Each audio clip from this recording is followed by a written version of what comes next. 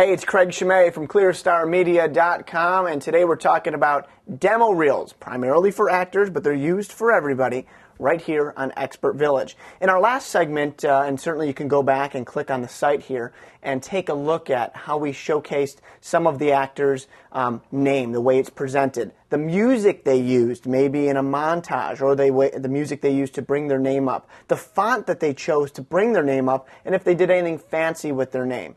It's not important to do that. However, it makes it a little bit more visually exciting, and of course, it might be a little bit more along your personality. If your personality is a very, Times New Roman, very plain, and that's your personality, and you want your name just to come right up on the screen with that font, that's you. If you want your name to spin out because you're a fun, playful person and you want some fun music to go with that, well, then I certainly encourage that as well.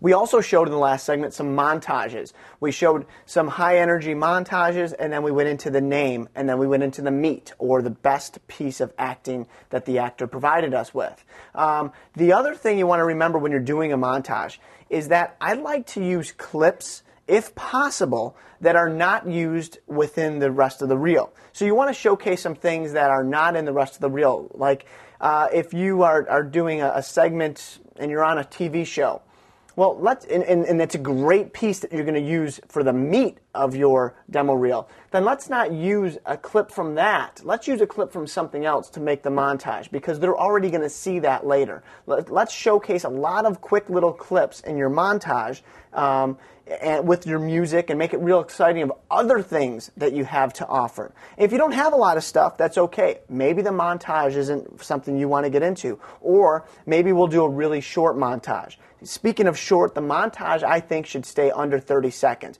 You don't want to waste a casting director's or agent's time showing this long, lengthy montage of all your work. That's great that you've done a lot of work, and that's great that you can showcase in a montage, but it doesn't need to be 2 minutes.